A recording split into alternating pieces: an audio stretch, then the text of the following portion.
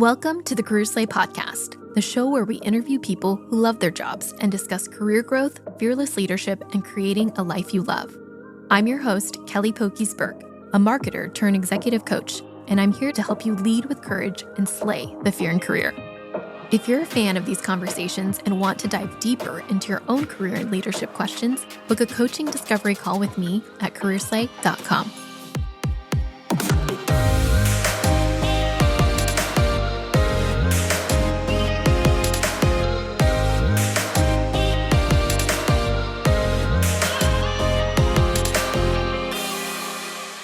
Justin Schneider is the founder and CEO of Wolf & Shepherd, a hybrid footwear brand redefining comfort in dress shoes. A former All-American track and field athlete at the University of Notre Dame, Justin discovered his passion for footwear early on, eventually designing shoes for Adidas.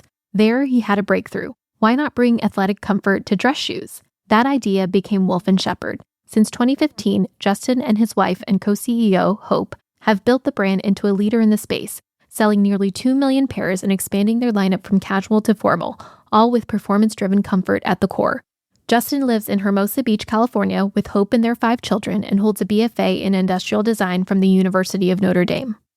I had the absolute best time reconnecting with my college friend Justin. Our conversation took me back and also reminded me just how much he's grown into a bold, thoughtful entrepreneur and leader. He shared so many great stories, but I was especially surprised by how he started selling botanical illustrations after a trip to Madagascar to fund his entrepreneurial ventures. We talked about the power of tenacity, learning from doing, embracing risk, and the role family plays in fueling big dreams. Justin's story is a great reminder that building something meaningful takes curiosity, conviction, and a whole lot of heart. Justin, it's so exciting to have you on the Career Slay podcast. Welcome to Career Slay. Thanks, Kelly. So we know each other back from college, but let's start from the beginning. What were you like as a child? What was I like as a child? Well, I'm the youngest of 3. My mom, she moved from South Korea to Indianapolis when she was in high school, taught herself English, ended up going to Oxford to study musical theory and was a concert pianist. And my dad, he's an American-born guy, and he was working in insurance sales while raising us. So, my childhood, I was the youngest of 3. I was always kind of high energy, kind of looking up at everybody else. So my brother, I used to be called Little Johan. My brother's 7 years older than me, and we have a sister in between. So I'd, follow to all of Johan's baseball practices. He was like Gatorade Player of the Year. He went to Harvard, and he was like this superstar guy. And so I was always known as like Little Johan growing up. And so I didn't really have my own identity. I was just like a reflection of my older siblings. But I've always been a very adventurous person. I've had an adventurous spirit. I love to kind of explore and tinker. I love how things work. So, I wouldn't say like I'm a savant in breaking things down and building them back together, but those were the kind of things that I enjoyed doing. Mm-hmm. And you were just such a gifted artist growing up. I mean, we met in design school. Tell us more about what drew you to design. Well, the first thing that kind of really drew me to industrial design actually stemmed from an interest in architecture. One of my dad's best friends ran an architecture firm. It was like contemporary residential architecture. And he was like a guy who used to worked on built his own Mustang in his garage, and he had a big family. He loved God, and like my dad would always talk about this guy as like how amazing and creative and talented he was, and how he was a great leader and built this business. And I said, I want to do that too.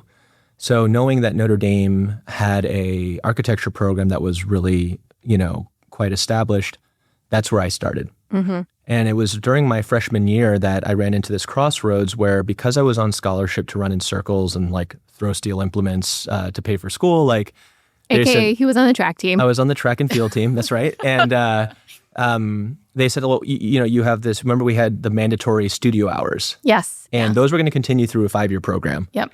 That conflicted with training. And they said, you need to either like switch majors or like maybe not run track. And that's when I met Anne-Marie Conrado, who was chairing the industrial design department. And she said, you might design 1 or 2 amazing buildings in your life, or you could design hundreds of products that people, get to touch and experience every single day. And I thought that sounded great. Like I could have an impact on hundreds of thousands of people or millions of people through products we design. So I didn't think that the things that we were learning for architecture were that dissimilar to creating other products that people experience and can hold in their hands every single day. Yeah, there were a few of us that escaped architecture and then moved over to industrial design. And I think you were the one who recruited me into industrial design. Maybe. I think I probably, once I made a decision, was like the champion to say like, we should all be industrial designers. Yeah. Oh my gosh. It was such a fun time. So many hours drawing. Yep. I was terrible at drawing and you were actually good at it.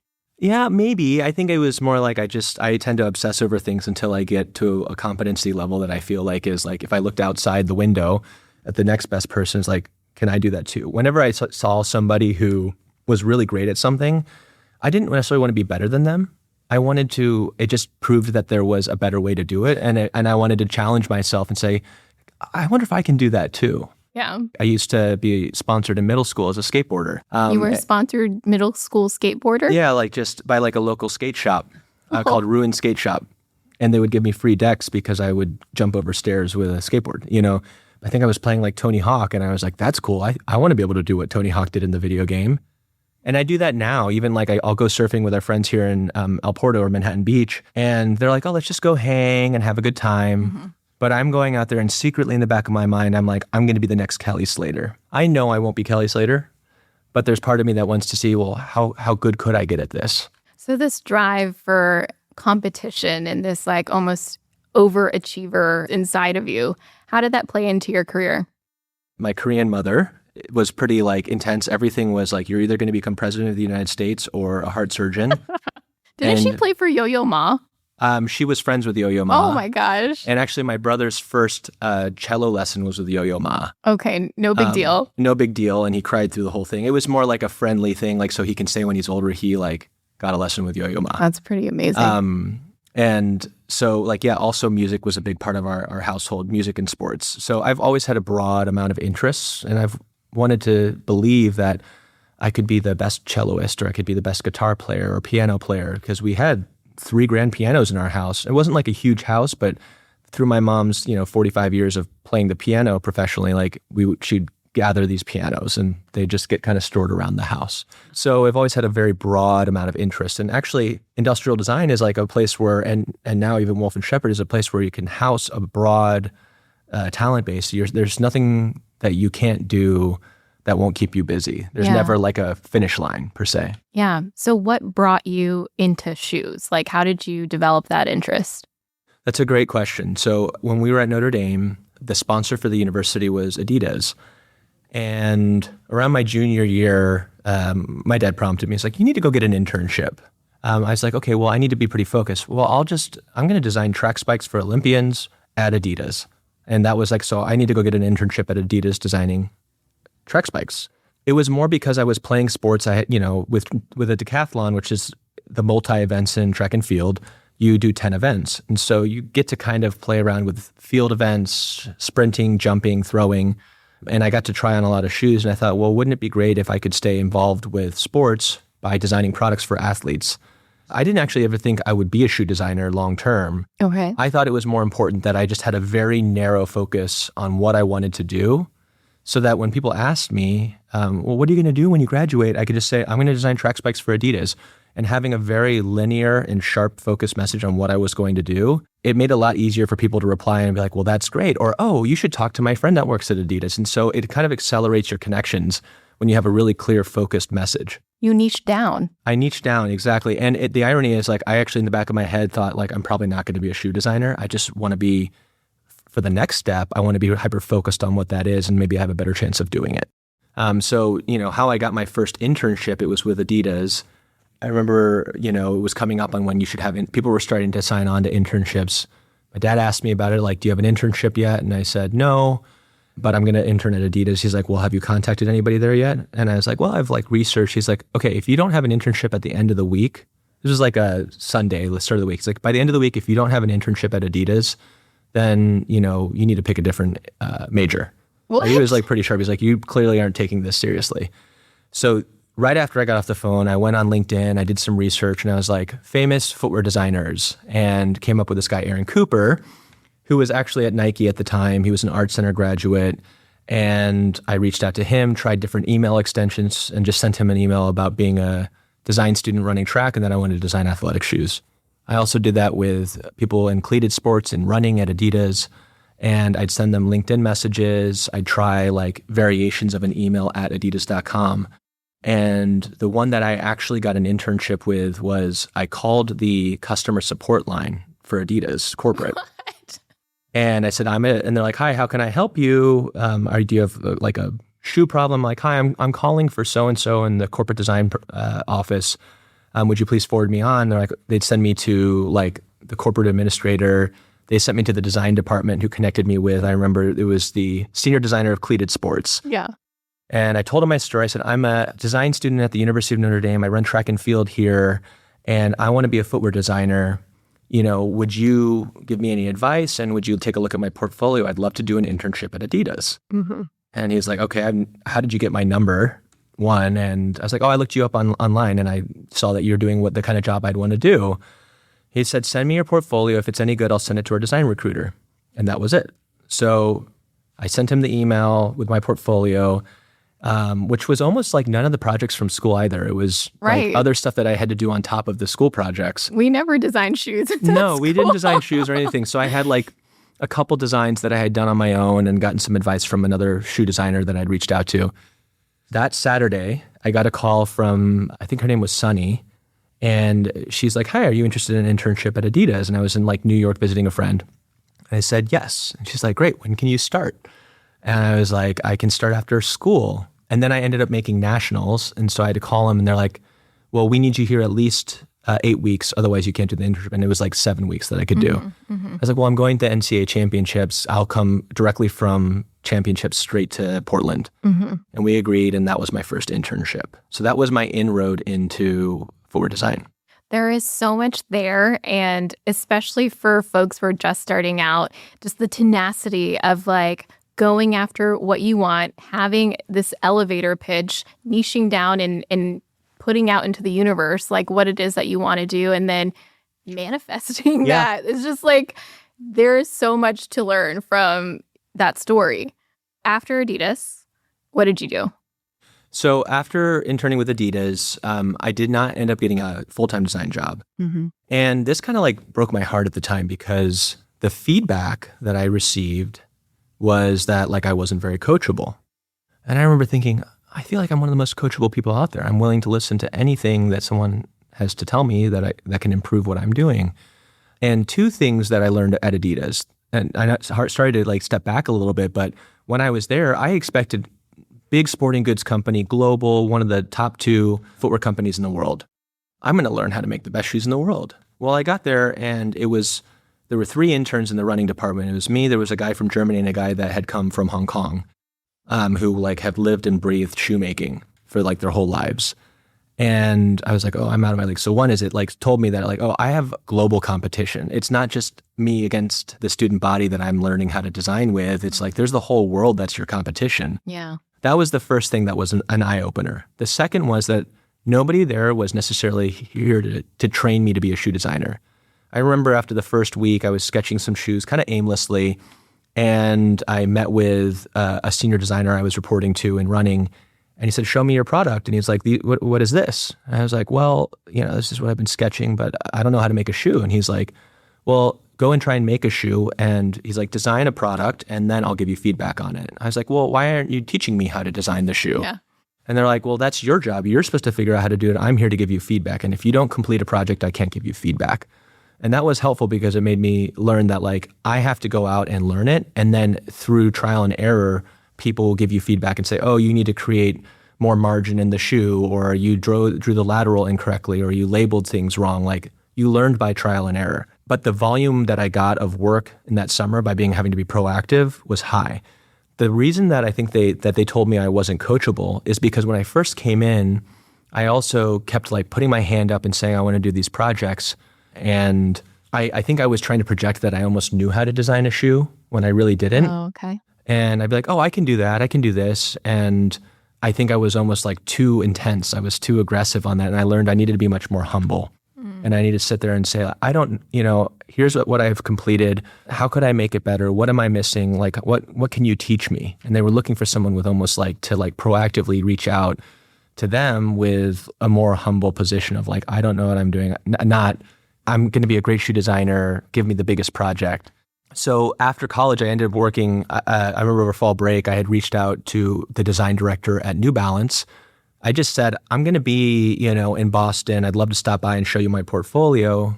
And they're like, sure, come on by. And then I asked some friends, like, hey, do you guys want to take a road trip during fall break? We're going to go stop in Boston on the way down to New York for the Notre Dame football game. Mm-hmm. So we went there and like, I went into a room and there was like 12 people in this interview. You didn't even know? I didn't even know. It was just like design director of running, design director of cleated sports, of trail shoes. And there was like the innovation director there.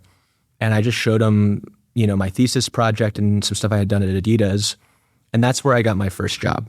So when I graduated, I went and worked for New Balance in their innovation department. So how long did you spend at New Balance? I spent a little less than a year at New Balance. Okay, tell us more. Why? Okay. Well, actually, because when I was in there, I was a full-time contractor. Okay. And after 6 months, I started saying like, hey, I'd like to be full-time. And around the 8th month, they had a hiring freeze. And so they're like, we can't bring you into a designer one role right now. It's like, well, I need kind of to get like a full-time salaried role with benefits and, and yeah. I had actually, what I had learned from Adidas, I applied there and I showed up early. I stayed late. I asked how I could help. I had improved in my product creation abilities, but I figured if I just worked harder than anybody and I had this servant kind of attitude of like, how can I make your life easier? What can I do to make this project better? I think was appreciated because almost everyone I worked with wrote me a referral letter. And I basically just got straight into Reebok. So you went from Adidas to New Balance to Reebok. Yes. Okay. And so what did you do at Reebok? Reebok, I was there for 11 months. And as you guys can see, there's a trend here. Like I wasn't exactly the most like the best employee, to say the least. There, I applied what I had done at New Balance, which was like going to everybody, how can I help you? How can I make your life easier? And people just give me stuff to do. It was great. Yeah. At Adidas, it was a bit more, I won't share everything, but like the big takeaway was like I was very proactive and I ended up taking on a lot of other people's projects. Okay. The interesting thing was I found myself so curious about what does everybody else in this company do? You have 2,200 employees in this massive, beautiful contemporary building with a track running right through the middle of the headquarters. Like I was in the running division and I was drawing cleated shoes. I was drawing lifestyle shoes. And they're like, just focus on your projects. Just do your projects. And I would. And I'd focus on my projects, but it only took up half my time. Like, because I had maybe more of an engineering mind on this. Like if I knew that if I had, say for every brief I had, I don't need to make a pile of 100 sketches. I'll make 10. I'll only show 3 to my design director. He'll pick 1 or 2 to show to merchandising, and then they're going to go forward. So like, let's not waste, hand time on things that aren't going to go to market. Mm-hmm. But I'd spend the other more than half of my job going and talking to the head of marketing. And because I was still pretty fresh out of school, I still could run and throw. And so they had CrossFit was a big part of the culture there. Mm-hmm. And so I'd I remember going to a class and they had they would have like these trials, like how much can you lift or how fast can you run a 400? Mm-hmm. And because you're an athlete? Well, I was, because I ran track, I was still relatively in good shape. And I remember the record for the 400 on asphalt was 62 seconds. And I ran a 50-second flat on asphalt. And they were like, okay, you need to come and be on the Reebok CrossFit One team. You train in the morning, it's like these athletes, and then it's all the executives. Uh-huh. So then the C-suite at Reebok got to know who I was because I could... Because you're working out with them. Because I was working out with them and you could progress faster. Yeah, it's the visibility piece, right? But actually the ultimate thing was I saw... So I was getting very restless. I was living in Boston in the North End, right by the Paul Revere house and eating cannolis at night and stuff. And then I saw on Facebook that there was this guy who had raised some money from World Wildlife Foundation and National Geographic. Mm-hmm. And he was like the world's leading microbiologist on Malagasy plant life and animal life. Mm-hmm. This guy, Chris Golden, incredibly brilliant. I think he's one of the youngest tenured professors at Harvard. Wow. So he had posted that they were looking for an illustrator to come live in Madagascar and draw botanicals. I was like, well, that sounds really cool. I'll go do that, Yeah. And I was pretty restless at the time. I felt like any job I had was never really like satisfying for me. Even though you set out to go design cleats, and you did do that, right? Yeah. My first commercial project was the XC5000 at New Balance, which was a middle distance track spike that went to market, and Jenny Behringer actually ended up winning an Olympic gold in it. So wow. I kind of, in a way, after the fact, got to do that. Yeah. But this just seemed like a great adventure. And so that kind of youthful, adventurous spirit was like, when are you ever going to go to Madagascar? I was thinking like, be the biggest sponge. I need to be the biggest sponge in the room for the first decade out of college. It doesn't matter what you make or where you live or what you do, but absorb as many experiences as possible. Okay, so did you go to Madagascar? I did go to Madagascar. So what did you do in Madagascar? So I, like Autobahn style, drew pictures of flowers. What? Okay. Yeah, so a little bit of a curveball from designing shoes to being a botanical illustrator. What did you tell your company? You were like, I'm going to go to Madagascar. Did you tell your parents you were going to go to Madagascar? Yeah. And what did your dad say? Right, he was like, okay, I guess if you want to do that. And our design director was like, that sounds incredible. You should go do it. But I was probably a pain in the butt. And he was like, I hope you get out of here. So. Okay. So after you drew these flowers, which were beautiful, by the way. They're so beautiful. What did you do after that? So after Madagascar, I was doing some nonprofit work as well with this group called Adventures in Missions. And I continued to do that. I ended up in Nepal and then Kathmandu and then in South Korea to help set up a nonprofit organization there. When I came back, I already had a pool of ideas. One of those, I won't go into all of them. We'll be here all day. Yeah. Was Wolf and Shepherd. It wasn't called that at the time, but was to create essentially a comfortable dress shoe. I remember getting home and talking to one of my best friends who encouraged me to put a timeline behind it. I said, okay, in 6 months, if I can have a working prototype, I'll do this full time and I'll start selling shoes. But my business plan was to see if I can first make a product, and then 2, will people actually buy it? That was as simple as my business plan was, despite people saying you need to write the 20-page business plan, you need to go raise capital.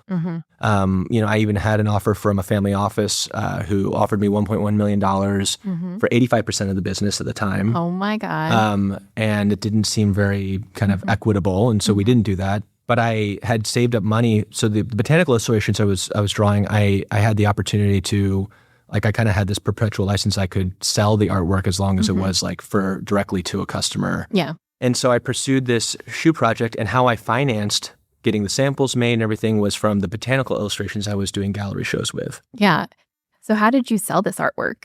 Within 7 days, actually, of getting back into the States, I found a gallery that I could rent for 3 days, and that cost me like $5,000.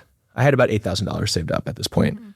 And then I found a framer who could use ebony wood, which was like a kind of a wood that you could find also in Madagascar for framing.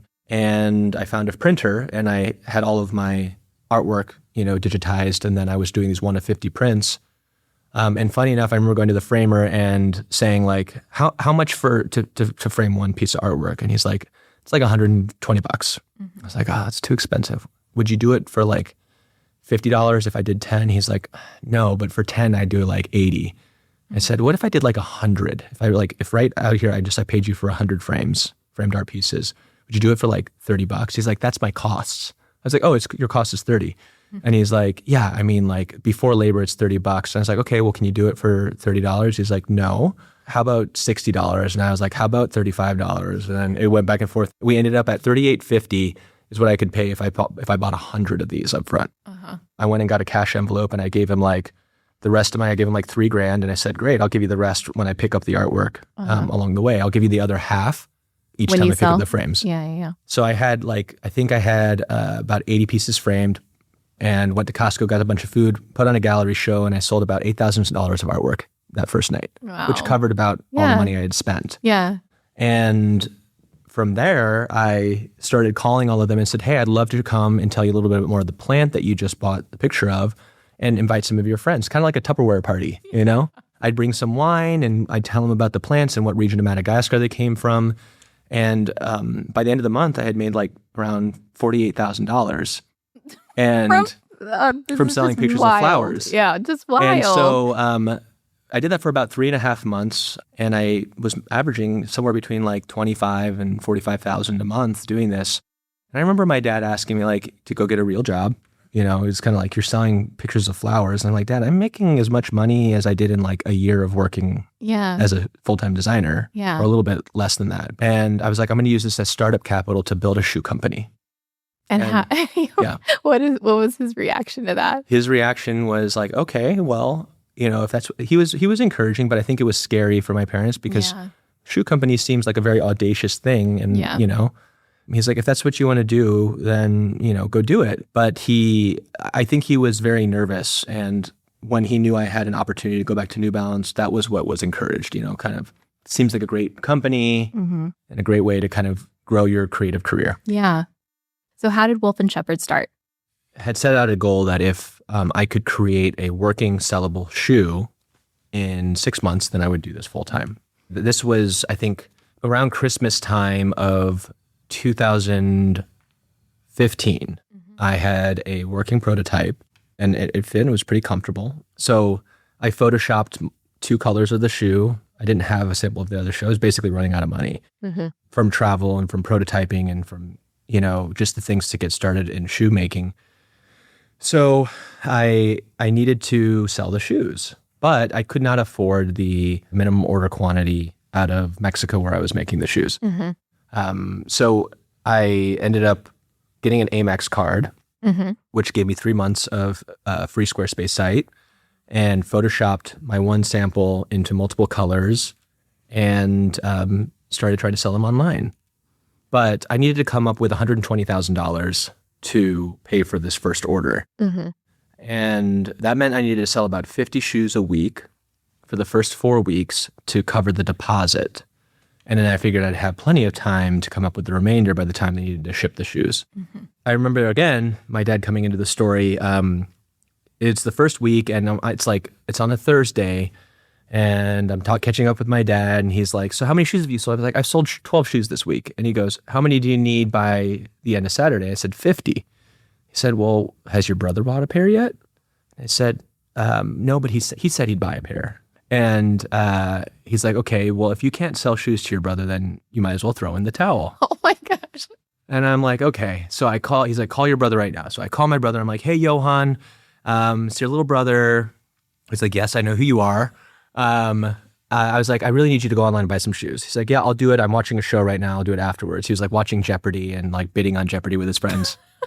And I said, Johan, I have never asked anything of you in my life. As your younger brother who loves you, it would mean so much to me if you would go online and buy my shoes. I said, okay. It's like, well, there's 2 of them. Which color? I was like, you got to buy both. He's like, that's over $700. And I said, yeah. And I said, again, I've never asked you of anything. And I promise you, if you don't love the shoes, I will find a way to pay you back. He said, okay, he checked out. I see the Squarespace receipt come into my email. I'm like, thank you. He's like, I have one more thing to ask you. And he's like, what is that? And I was like, I pre-wrote an email for you to send to everybody at your work, telling them how much your brother has put his life into this startup called Wolf & Shepherd and how much it would mean to you if they would buy his shoes. And that if they don't love the shoes, that you'll pay them back. And and I said, and if you pay them back, and if that ever actually comes to fruition, I'll find a way to pay you back for what you pay them back for. And he's like, I'm not going to be that guy at work who sends spam emails. I said, this isn't spam. This is your little brother whose life has gone into this. And it would mean so much to me if you would just do it this one time. He's like, you already did the one-time thing earlier when I bought $700 worth of shoes. And I said, this is just the last thing. He said, okay, I'll think about it. The next morning, I got an email. My email kind of like started filling up. And he had sent out the email to his team. And I had 23 shoe purchases from employees at Russell Investments. And I was like, wow. So I basically was at goal, for the week. Yeah. And, I thanked him, but it triggered this really important lesson that I learned, which was back to kind of, I'm going to be a footwear designer doing track spikes at Adidas. It's like having a very I'm all in message. People can feel that and they can sense when you're really committed to something. And I think that passion for saying, I'm going to create a great shoe company and I want you to be a part of this story. And it would mean so much to me if you, Kelly, would buy my shoes, support me, and this is my life. This is what I'm doing. And as my friend, it would mean so much to if you buy these and you buy them for your husband and your parents, you know? And when I took that conviction to the next level, it was night and day the response I got. I had no problem getting the $120,000 of pre-sales on $350 shoes that nobody had ever heard of because they believed in this story. Wow. How many people do you think returned those shoes when they finally arrived 8 months later? 0. 0 people. And they were delayed, and I had people angry about it. Oh my God. People saying you're a scammer, I had like college friends who were like, dude, I just gave you $350 and it's been 6 months. Where are the shoes? Yeah. I had run into a lot of issues with production, by the way. So if anybody has ever seen like a Kickstarter campaign, you know that it's like 2 or 3 times longer This was until you get before product. Kickstarter, right? There was Kickstarter Okay. and Indiegogo, but I didn't want to be branded as like a Kickstarter company. Yeah. I wanted it to be Wolf and Shepherd first, not Kickstarter company Wolf and Shepherd. Uh-huh. Jay-Z didn't become Jay-Z by like going on like, America's Got Talent. It's like he just went out and he sang and he like slung, CDs on the street. And it's like, that's how I wanted to build Wolf and Shepherd.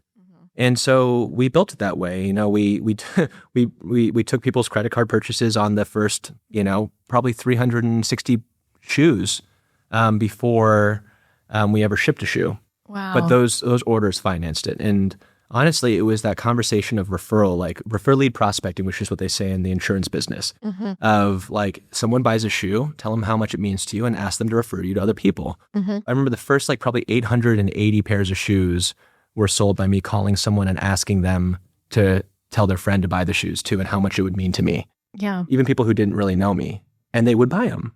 This conviction is just there's such a lesson in here, especially if you're wanting to start or found a company or become an entrepreneur, anything. It's just having that passion and conviction, and then you selling that to someone else. That's so important. How did you even know people would like the shoe? Yes. So funny story. When we were in the process of collecting these pre-orders, I took the prototypes and I wanted to see how would they sell at a department store. I decided to take a job at the Nordstrom in Jacksonville Beach.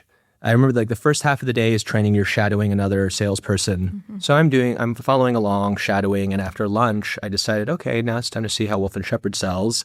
After eating my lunch, I took my shoes out of my bag and I went to the like hero display where they had like the Allen Edmonds Park Avenues sitting there. Like that was like one of the hot selling dress shoes. And I just kind of took them to the back, put them in my bag and plopped down my prototypes of Wolf and Shepherd shoes. And so I just would stand by it and people would walk by and they're like, we're looking for dress shoes. I'm like, well, have you heard of Wolf and Shepherd? It's the latest shoe collection we're carrying here. And they're like, no, well, tell me about it. I said, well, these shoes, you can literally run a marathon in these. They're so comfortable. They take running shoe technology and they conceal it in the sole of a classic silhouette dress shoe. They're beautiful with Italian leather. You're going to love them. Honestly, I have a pair and I can't get enough of them. And they're like, well, great. I'm a size 12. Can I get them? I'm like, I'm sorry. We are out of size 12s, but you can go to wolfandshepherd.com and pre-order them. And so like, I was just kind of like funneling people to Wolf and Shepherd and getting their feedback. And like, some people were like, oh, well, I've never heard of them. Like, is it real leather? And I'd have to, so I'm starting to hear kind of like the rebuttals. So it was actually a really good learning lesson. But after, half a dozen people came by and I'm clearly just like pushing this one brand, the floor manager is like, what are you doing? And I'm like, oh, well, Wolf and Shepherd, you got to try the Wolf and Shepherds. And he's like, we don't sell Wolf and Shepherd. Where'd you get those? And I explained what was happening. And then we kind of mutually agreed that maybe this was not the right role for me.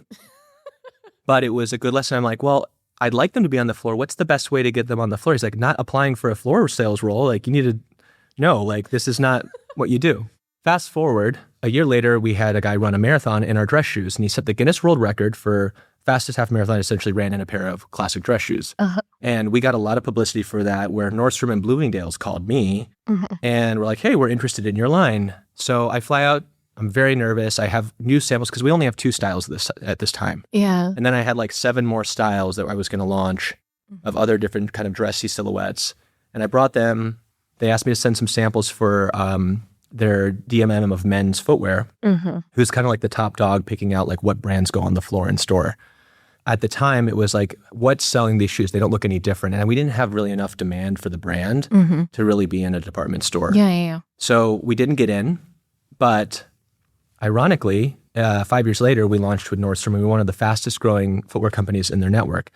after, long story short, having built a pretty large e-com business. Yeah. And ironically, the guy who ultimately, for good reason, chose not to carry Wolf & Shepherd in their stores is our head of sales here at Wolf & Shepherd. Full circle. Full circle. And so we've built a great relationship with them, and, we're kind of off to the races now. That's an amazing, amazing story. I wanted to ask you, because you have built this company alongside your wife, Hope. Yes. How have you managed building a company while raising a young family? That's a great question. I think the cool thing is that maybe we weren't smart enough to underwrite every financial decision and time decision that goes along with committing to raising your family while building a business. Hope tells me this is like the world is your oyster kind of mentality, like anything's possible. Of course, we're going to be successful, has served us well because we didn't wait to establish ourselves or like create a certain outcome before getting married or before having kids. We fell in love and our values aligned and all of this stuff. And so we got married the first year I was starting Wolf & Shepherd, and we had like a child every year and a half while starting Wolf & Shepherd in the first 5 years of the business. Yeah. And it's been an amazing blessing, but we kind of started slow. It was like almost like a startup. It was like organically, how are we working together? It was Hope would motivate me to kind of go out and do a photo shoot. She helped build the website, and I was running around trying to do a little bit of everything. Mm-hmm. And so we've always been kind of a yin and yang, like we've always complemented each other. I joke that, within Wolf & Shepherd, I'm more like a sheep in wolf's clothing, and Hope is a wolf in sheep's clothing. She's much more ruthless. She's much more linear thinker. She's very focused and goal-oriented. And I might be like a little bit more intense out up front, but I'm a little bit of a tree hugger inside. So we complement each other in our roles very well. We're co-CEOs in Wolf & Shepherd now. We pair up actually in a lot of the executive decisions within the company. Mm-hmm. And because we live our lives together, it's very intuitive on kind of what are the things that each other is stressed about, what are our priorities, and what are our strengths. So we've just kind of over time figured those out. And it wasn't until a couple of years ago that we maybe clearly created lanes for each other. Mm-hmm. But one of the best things about working together is we have context for home life and work life. It's forced us to learn to communicate both proactively in our relationship, but also in our professional relationship. Yeah, and it's so beautiful, just the alignment that you have between work and life, and how you both support one another in this, this growing business, and seeing your kids run around the office. It's just such a beautiful, beautiful picture. So congratulations on that. Thank you. So where is Wolf & Shepherd headed today? I think Wolf & Shepherd is a brand that has global potential. It's not a matter of if it's going to happen. It's just how fast and who we're with. Mm-hmm. So Wolf & Shepherd, I think, has the potential to be like what Hugo Boss is, but as an American brand. And Hugo Boss is a $4.8 billion business a year. Or like how Lacoste has really brought, elevated fashion into sport via the avenue of tennis. I think Wolf & Shepherd is doing that for everyday professionals who have that athletic mindset. I remember actually, this is one great thing I learned at Adidas. The design director asked me, how are you going to design this shoe? It was also kind of a track spike concept. And I said, we have to make the shoe lightweight. We need to make it super comfortable. It's going to have a 5-peg spike. We need about, 5 millimeters of heel cushioning to support kind of the longer distances. And he's like, no, that's not how we design shoes. He goes, what does every athlete want? I was like, well, they want to win. He's like, that's right. Every athlete wants to win. So how is this shoe inspiring them to be a winner? I was like, well, winners go fast. They're fearless. He's like, let the story lead ahead of the fundamentals of the function. And it's almost like the opposite of like the Dieter Rams, like form follows function. Creating stories, like products that we wear every day, they're a reflection of our identity. Yeah. And the reflection and identity of an athlete is, I am a winner. Mm-hmm. What if we could take that storytelling and the product creation and the innovation in sport, and we could apply it to everybody else, the other 99.9% of us who are not professional athletes, but we are in our everyday lives, with our families, with our careers, with the stories we tell. And we wanted to bring that thinking and apply it to everyone else so we could make that accessible. And so I believe Wolf & Shepherd is going to be, and is starting to already be, the leading brand innovating in bridging the worlds of sportswear and fashion together so we can create a winning life for the people who decide to step into the story of Wolf & Shepherd. That, I think, is very scalable. I think winning is very scalable, but winning how you define winning. What is winning in your life? Winning in my life and Hope's life, fortunately, we're aligned in this because it's a reflection of the culture here at Wolf & Shepherd, is I want to win as a father, but I also want to win as a businessman. I don't want to mislabel how Hope has said it, but what I've taken from her and her motivation is we have 5 beautiful children, and like, I don't want to just be seen as like, oh, I'm a stay-at-home mom and I don't have any competencies at work.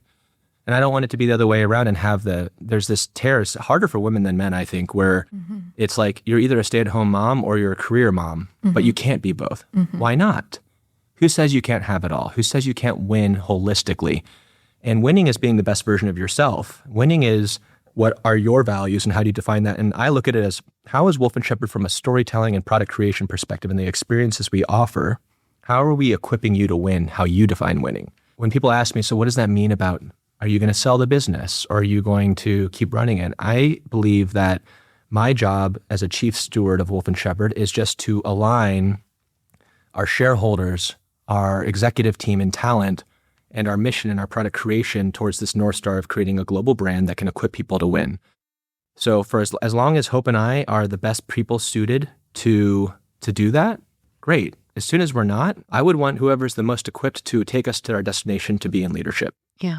But the same with our shareholders. And there may come a time, and I think there are many opportunities for us to either recapitalize the business, to align our shareholders with the ones that are going to be best suited to support Wolf & Shepherd getting to its next stage.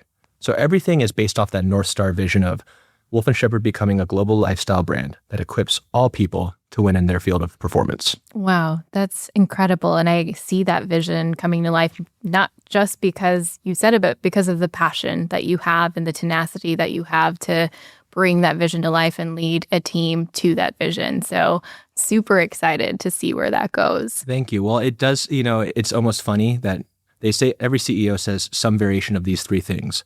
We want to focus on storytelling, we want to focus on innovation around product, and we want to offer unique and differentiated experiences for our customer. So most people are afraid of entrepreneurship because of the fear of failure and the risks that you're going to take. What advice would you give to those people? That's a great question. I think risk is really defined by the individual. I think when things seem like a big risk to someone else, they may not be to the individual taking the risk because they've underwritten it. In my case, I've never really kind of defined the risks first. I've kind of defined the opportunity. But I would encourage people to look at kind of like, this might sound cheesy, but like kind of from the heart, like what do you desire? What do you want? And then try to align your skill sets and opportunities with that. But start with like, where is your passion? This is, opposite advice than maybe what like the big name VCs would say. They'd say, go find the largest problem and align your passions with that. But for something like consumer brands or fashion, the heartbeat has to be big. The passion drives the storytelling.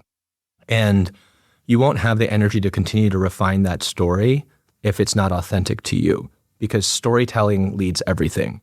If you have a great story, that'll inspire a great product. And having a great story and a great product will ultimately lead to the foundation of a great experience. Don't worry so much about every tactical element of what you want to do or whether or not it compares well to something else, because when I launched Wolf & Shepherd, we launched the world's most comfortable dress shoes.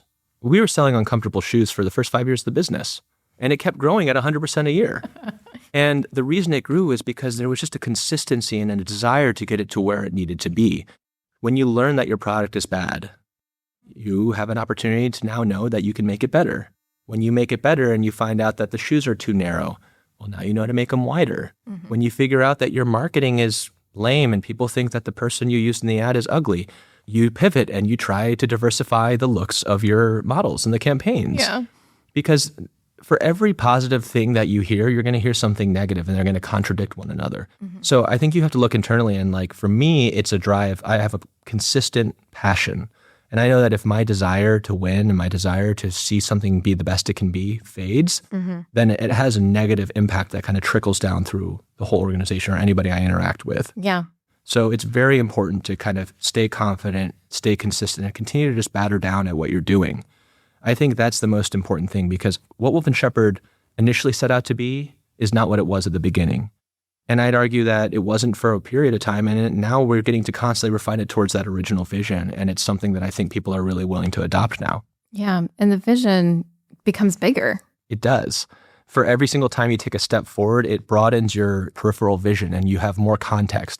And I think that no matter how capable you are or intelligent, if you're consistently climbing that ladder and constantly trying to gain context for the business or the industry you're in, you'll be able to solve problems better and better, and you can only grow from there. So I think that it's not necessarily with what you start with. It's not even the idea. It's just the desire to see something come to fruition, to create. And if you create, you gain context along the way that helps refine your vision into something that people really will come to love. Yeah, the creative process, which we learned, is so iterative. Yes. You need inputs, you need feedback, and in design thinking, you're constantly tweaking until you get to a solution that meets a need. Exactly. And I would say studying industrial design, that has been highly applicable for me in my career here, because creating a consumer brand, you get to touch on everything from finance to raising capital to storytelling through branding, to marketing strategies, to channel distribution, to sourcing, manufacturing, product creation. All of these things, it's almost like you get to do a little bit of every industry in one job. And what I love about especially a startup is you have to do everything, and it forces you to understand the context on what is going to move the business and that story forward. Yeah, that's so powerful. What would you say is the most rewarding part of your job today? I think the most rewarding part is that I get to do this alongside my family that supports it. I mean, I think it's a little easier to believe in what we're doing now because there's a lot more you can see. The cool thing is that, like, if you allow yourself to, then you just constantly build on your vision and your passion, and it gets stronger. And I think that if you find that it's waning, then maybe that's time to stop doing what you're doing, or to pivot, or to change something. And I look at it as like, and you have only one life. You have what you were born with and what you've developed along your life so far. Mm-hmm. What are you doing to maximize those talents, and how are you putting them to work in this world? And I find that motivating, that as you invest in these talents and you maximize your experiences, it only grows your opportunities. Mm-hmm. So I think it's very important to think about, what are my talents, what are my passions, and maximize those experiences that surround those. Mm-hmm. And you just keep going. There is no end, like it's not over until you choose to eject yourself from it or you die, So, but in style. Yeah, but in style, but with comfortable feet. Exactly. Yeah, I love that. What advice would you give to your 20-year-old self, who I knew, by the way, and was a little bit crazy? Yes. What advice would I give my 20-year-old self? I think I would tell my 20-year-old self to be patient, to know that you're loved. Mm-hmm. I know that sounds cheesy, but to know that you're valuable and that you're loved and that you have unique talents that the world deserves to experience. And I would keep that positive mindset, because along the way, no path is linear up and to the right forever. Mm-hmm. And when it is linear and up and to the right, you will get all positive feedback and praise and keep going, and you'll have cheerleaders. And as soon as that curve starts to decline and you lose that incrementality, you're going to have times that happen. It's happened with our company. It's happened with me individually. You just have to maintain positivity. You can't allow yourself to go into this chasm of cynicism around the world or people. You really need to focus on, what are the things that I'm doing to make the world better, to align with the things that I value and care about. And keeping those front and center are the things that kind of keep you consistently on this path of having positivity and passion towards what you do. Yeah, the world needs more optimism. It needs more positivity. Yes. So that's beautiful. And especially founders. Yes. People who are founders, you've heard it before, you can just turn on Meta, and if you get fed the same kind of ads I do, it's all about positivity. I get fed your ads. I get fed you. You get fed my face. Yeah, I get fed your face on my feed. So yes, get fed positivity or my face in a Meta ad, and keep going. Keep going. If you had to sum up your career in 3 words, what would those be? Like 3 words as a sentence, or like 3 separate words? Interpret as you may. Unpredictable, perfectionist, and passion. Tell me more. I believe my career has never been super linear, and it is driven by my desire to learn and to kind of maximize every moment. And so I generally am attracted. I'm a magnet to knowledge. I'm a magnet to progression. And my career has taken me where the doors are most open, where the hallways are widest, towards being able to express my energy and my passion, my desire to learn and to make things better. When I say perfection, I mean that, like, I'm always looking for the most perfect iteration or execution of something, whether it's a shoe or a landscape or a painting or, like what talent looks like within an organization. I want the best. I want to be around the best because I want to learn from them. So I want to learn from the best. I want to absorb the best. So I find myself naturally pulled towards other people who have a similar desire and passion in life. Yeah, I love that. That's so beautiful. Justin, this company that you've built, knowing you from our college days, I'm just so proud of everything you've accomplished. Thank you. Well, it's nice to hear that because you don't, again, as a founder of a business, you don't hear that all the time. You usually hear, well, you hear generally negative stuff, but you usually hear it too late. So, I think one of the biggest fuels towards success is just either having that self-belief or having some kind of something that feeds you that energy, whether it's exercise or a spouse or a best friend or a parent. Yeah.